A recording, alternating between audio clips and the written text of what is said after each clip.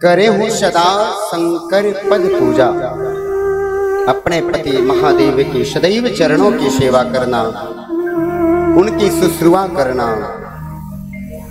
क्योंकि यह नारियों का पहला धर्म है। मां मैना ने एक ब्राह्मण पत्नी से अपनी पुत्री के लिए पातिव्रत धर्म का पालन करने हेतु सुंदर वृत्तांत सुनवाया। उन ब्राह्मण पत्नी ने मां पार्वती से कहा, धन्या पतिव्रता नारी नाना पूज्या विशेषुतः पावनी सर्वलोकानां सर्व पापौ विनाशिनी। मां पार्वती से कहा, ब्राह्मण पत्नी ने, इस जगत में पतिव्रता नारी धर्म है जो पाति धर्म का पालन करती है, वह नारी धन्य है, धन्य है, धन्य है। कैसी है? वह सब लोगों को पवित्र करने वाली है तथा समस्त पापों को दूर करने वाली है। शिव पुराण में वर्णन है, जो पतिव्रता नारी का दर्शन कर लेता है महाराज, उसके पाप सभी समाप्त हो जाते हैं।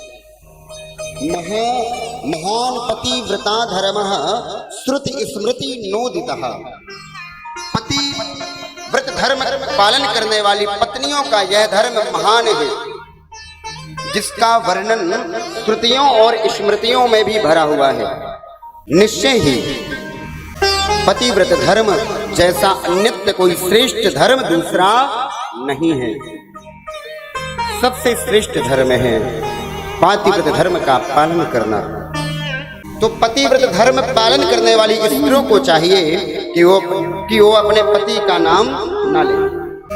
जो अपने पति का नाम लेती हैं उनका पातिव्रत धर्म नष्ट होता है।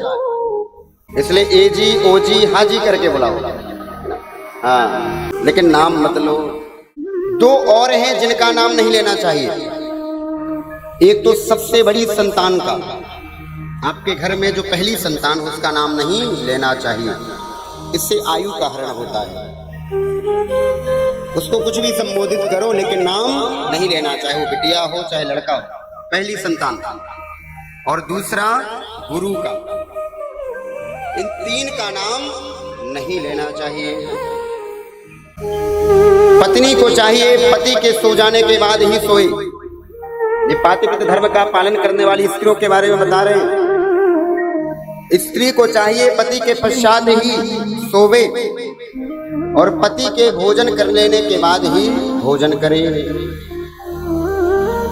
पति के उठने के पहले उठ जावे, है ना।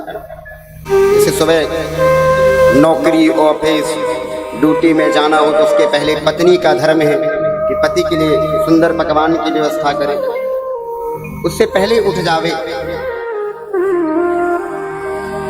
और दूसरी बात, पत्नी को कभी अपने सौभाग्य चिन्हों का त्याग नहीं करना चाहिए। चाहे कैसी भी विपरीत परिस्थिति हो, कभी भी सौभाग्य चिन्हों का त्याग नहीं करना चाहिए। बड़े ध्यान से सुनिए। जैसे मस्तिष्क पर बिंदिया लगाना, सिंदूर लगाना, चूड़ी पहनना, ऐसे जो सौभाग्य सूत्र हैं, पतिव्रता धर्म का पालन करने वाली स्त्रियों को चाहिए इनका कभी भी त्याग ना करें। सूत जी महाराज कहते हैं, सोनक जी, अपने पति का पूजन ही सर्वस्व पूजन है। इसलिए पतिव्रत वामाओं को चाहिए अपने पति का सदा सर्वदा सम्मान करना चाहिए। अपने पति को छोड़ करके जो स्त्री अन्यत्र कहीं जाती है तो सूत जी कहते हैं वह वृक्ष में उल्लूकी बन करके वास करती है, उल्लू का स्वरूप धारण करके वास करती है। इसलिए अपने पति का कभी भी त्याग नहीं करना चाहिए। पतिव्रता पत्नी को कभी भी व्यभिचारिणी स्त्री का संग नहीं करना चाहिए। जो व्यभिचारिणी हो, जहां ना जाना चाहिए वहां भी जो विचरण करती हो, ऐसी स्त्रियों का कभी संग नहीं करना चाहिए। और दूसरी बात, पति व्रत धर्म का पालन करने वाली पत्नियों को चाहिए कि जो पत्नी पति से झगड़ा करती हो उस पत्नी का भी कभी संग नहीं करना चाहिए। उस पत्नी से भी 4 हाथ की दूरी बना करके रहो। आज वह अपने पति से लड़ती है, कल तुम्हारी लड़ाई भी तुम्हारे पति से करा देगी। हाँ, इसलिए जो अपने पति से लड़ती है उसका संग भी नहीं करना चाहिए। हाँ, तो चलाओ भैया अपने को। एक पतिव्रता नारी, ध्यान से सुनो, एक पतिव्रता नारी अगर एक कुल में हो जाए तो 3 कुलों को तार देती है। कितने कुलों को? 3 कुलों को एक पतिव्रता नारी तार देती है। मातृवंश, पिताजी का वंश और अपने पति का वंश। एक पतिव्रता नारी मातृवंश, पितृवंश और पतिवंश, ऐसे 3 कुलों को तारने वाली कही गई है। और पत्नियों को ज्यादा मेहनत भी नहीं करनी पड़ती। जो पति कार्य करते हैं उसी के अनुसार पत्नी को उपमा दे दी जाती है। जैसे पति जी सेठ हैं तो पत्नी क्या बन जाती है? सेठानी। पति डॉक्टर हैं, पति पंडित हैं, और पति अगर डाकिया हैं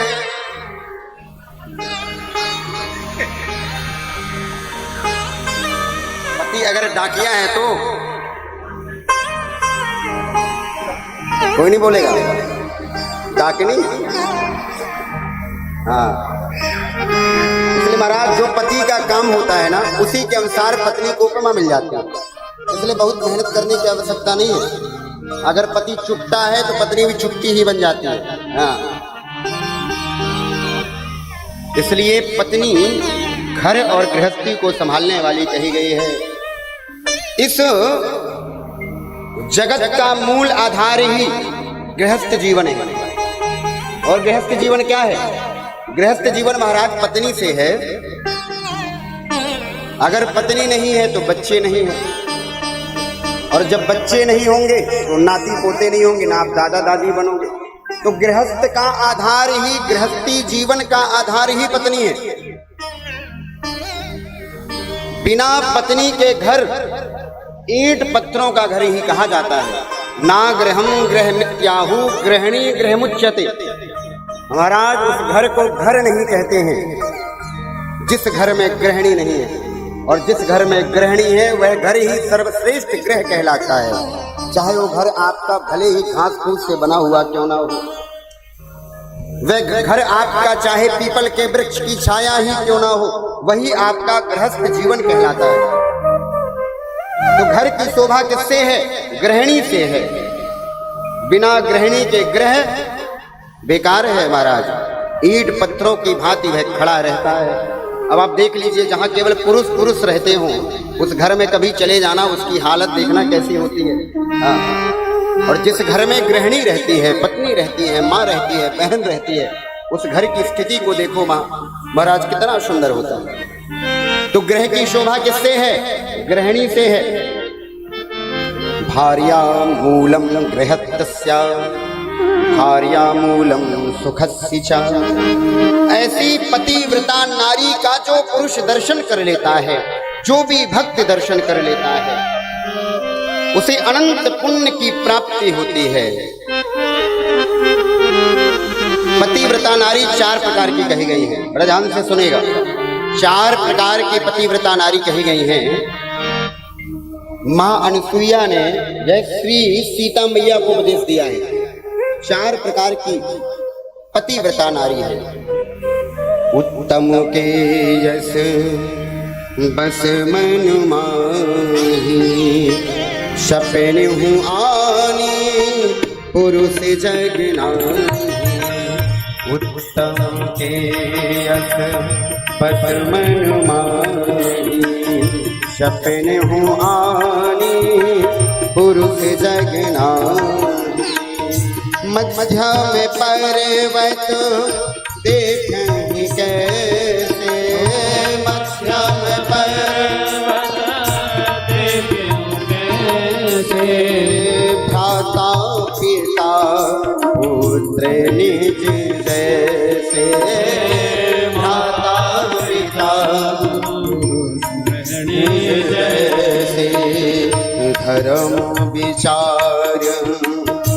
समझ कुल रही धर्म विचार, समझ कुल रही सोने कृष्ण प्रिय सुति अस कहीं, सोने कृष्ण प्रिय श्रुति अस कहीं। चार प्रकार की पतिव्रता नारी हैं। पहली उत्तम, दूसरी मध्यम, तीसरी निकृष्ट और चौथी अति निकृष्ट। उत्तम कौन सी नारी है? जो स्वप्न में भी पति के अलावा किसी पर पुरुष को देखे ना, उसे उत्तम स्वभाव वाली धर्मपत्नी कहा गया है। जो स्वप्न में भी किसी पुरुष का अवलोकन ना करे। स्वप्नेप यन मनो नित्यम स्वपतिं पश्यति ध्रुवम। एकमात्र संसार में अपने पति को ही जो पुरुष मानती हो वह उत्तम पतिव्रता नारी कही गई है। मध्यम कौन सी है? जो अपने पति में भ्राता, पिता, पुत्र का दर्शन करती हो। भ्राता, पिता, पुत्र में जो अपने पति का दर्शन करती हो, ऐसे मध्यम पतिव्रता नारी कही गई है। तीसरी निकृष्ट, जो समाज के भय से,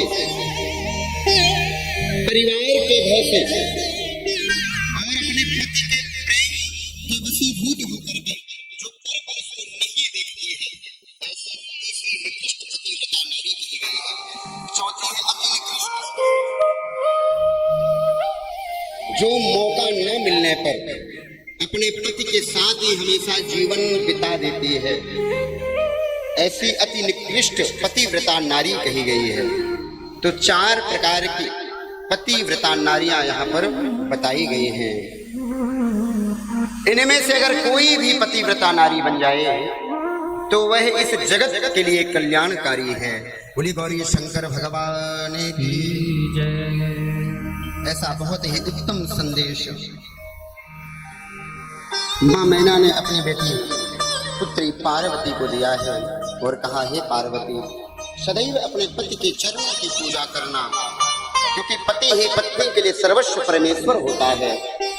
उसको अपना हितकर मान करके उनकी आज्ञा का सदैव पालन करना।